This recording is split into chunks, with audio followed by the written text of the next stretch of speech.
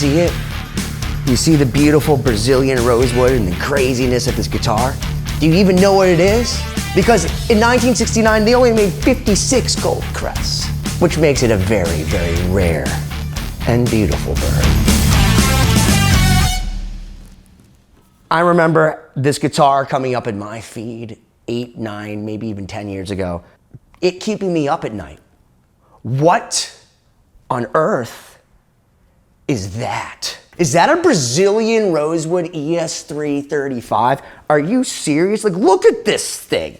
It's marquetry to endangered wood all over it with these beautiful block inlays and the split diamond, and it's just opulence and weirdness all together. But no, this 1969 gold Gibson Crest is not the same as an ES335. Take a look-see. Notice how the fretboard on this 1959 ES335 joins at the 19th fret, allowing for you to do all kinds of crazy stuff, like the end of the final countdown. Whereas this one, we're at fret number 15, and all of a sudden it's like, oh, look at the giant hump in the neck, which makes you wonder, what on earth was Gibson thinking? Which is maybe why they only made 162 Gibson Crests between 1969 and 1972. I'll start with a guy named Andy Nelson. He was an artist that was endorsed by Gibson and later worked with Gibson, I want to say in like the 40s and 50s. He was notorious for asking for all these weird custom one-offs, and he'd come back from vacations and he really annoyed the people at Gibson.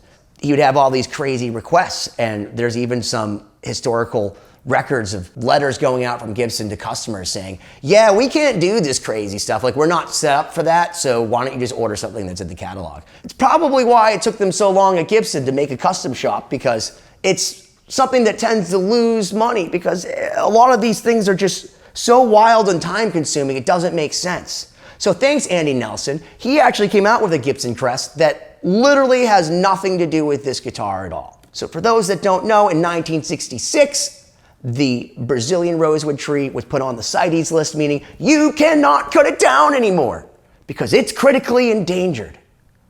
But as we know, from all the lawyers with the book-matched Brazilian rosewood tables and all those old Martins and Gibsons and stuff with the Brazilian rosewood back and sides, it's one of the most tonal, beautiful woods in the world.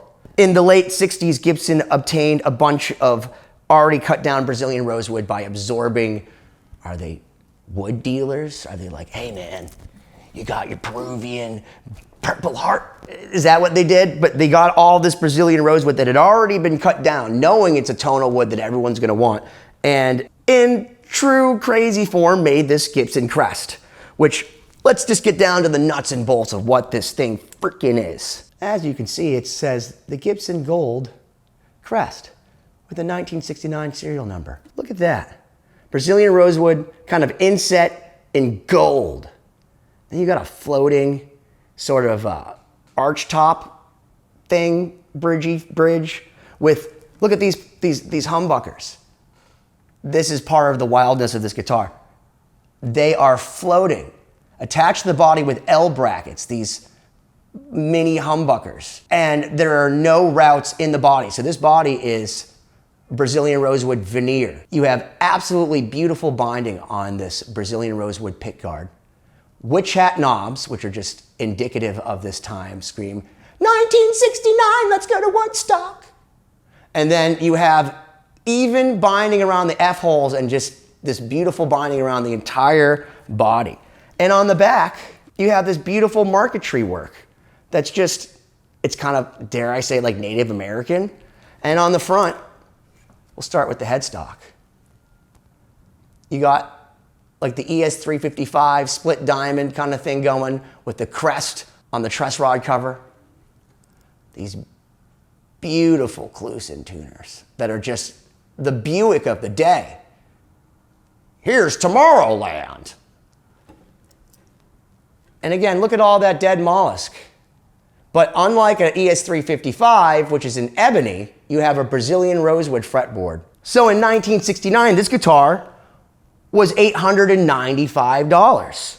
And at that price, I guess they considered it to do well. For me, I think about, again, the guy with the contemporary art and the Brazilian rosewood table that I put like my pot stuff on. That's the guy that buys this. Because I can't imagine anyone sitting there and going, oh, cool, and you're just like toasting a bossy on it. I judge a guitar by how many songs are inside of it. And the first thing that happens when I go,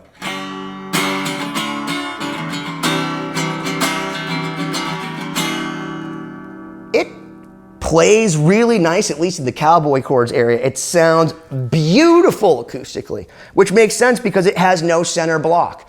It's more like an ES330 than it is an ES335 because the 335 has that center block, so it's not quite so resonant. But the fact that you have these pickups floating and no center block makes it very prone to getting feedback. And the fact that this bridge, as beautiful as it is, when you're using light strings, tends to move around. Because again, you don't actually have anything routed into the body. You just have this floating tailpiece, which is all nice and cool, but if you're trying to do your...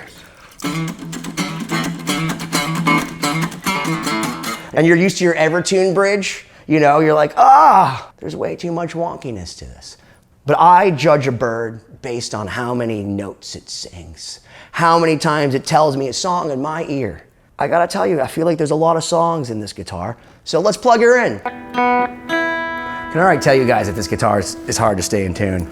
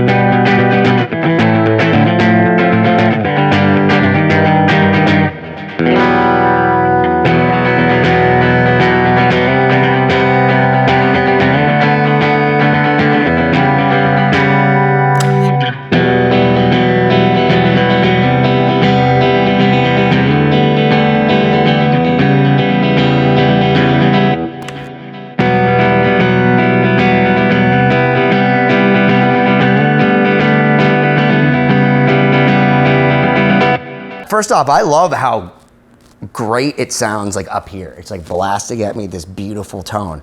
One